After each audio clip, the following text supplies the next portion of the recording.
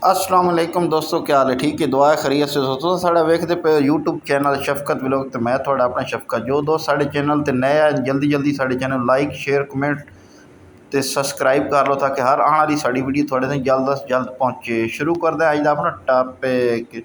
साढ़ा चिक्स माशाल्लाह ब्रैलर हो गया जी अज 31 दिन का जी।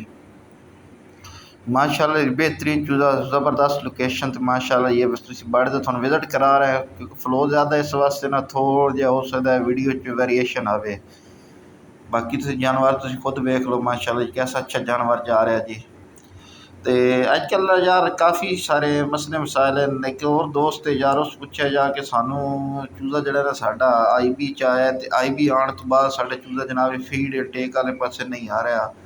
मैं वो को सवाल पूछा मैं कि तेरा चूज़ा IB वाले पास आया IB चो निकल गया तो उस बाद हम के मसाइल आ रहे हैं। मैं वीडियो बना जो उस वीडियो बनाई तो सारा चूज़ा दीवारा नाल लगवाया अदा जी फीड नहीं खाता दीवारा नाल लगा। मैं तेरा फ्लो बहुत ज़्यादा है तो ठंड है ठंड बहुत ज़्यादा रखी हुई तू थोड़ा जिहा कम कर आता टैंपरेचर मेरा 26 चल रहा है।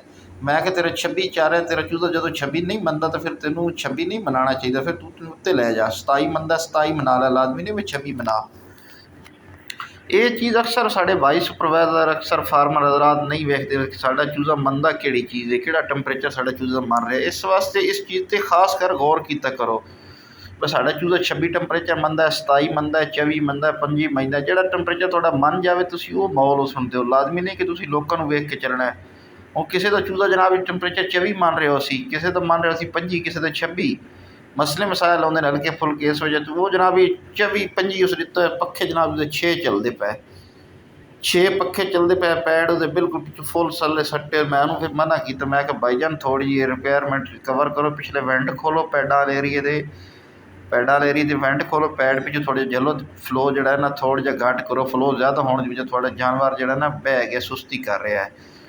तो उन्हें जनाब जो ही माहौल दिता उस बाद मैंने वीडियो गली उन्हें बेहतरीन चूज़ा उदा उठ गया खान पीन अगे पिछे सारा कुछ। मैं दूसरे दिन कॉल करके आता भाईजान बड़ी मेहरबानी साढ़ा चूज़ा जनाब बहुत अच्छा जा रहा है माशाल्लाह हुण फिट हो गया है। इस वास्ते मैं बायो अपना नंबर दिता है व्हाट्सअप नंबर अगर तुम ना समझ आए तो वीडियो कॉल कर सकते हो कोई मशवरा हो तुम वो भी लै सकते हो। असी हर टाइम हाजिर जनाब ली वॉइस कर दो तो जवाब थोड़ा मिल जासी घंटा 2 घंटा लेट सवेर। बाकी पोल्ट्री के या जितना नॉलेज तुम फैला सकते हो थोड़े को इल्म है तो फैलाओ जितना ही फैला सकते हो थोड़ा है।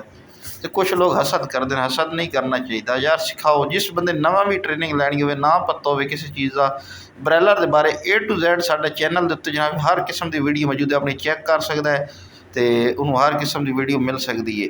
उम्मीद है साड़ी वीडियो थोड़ी अच्छी लगी साड़ी वीडियो अच्छी लगे तो लाइक शेयर कमेंट सब्सक्राइब करो। मिलते हैं और किसी नैक्सट वीडियो।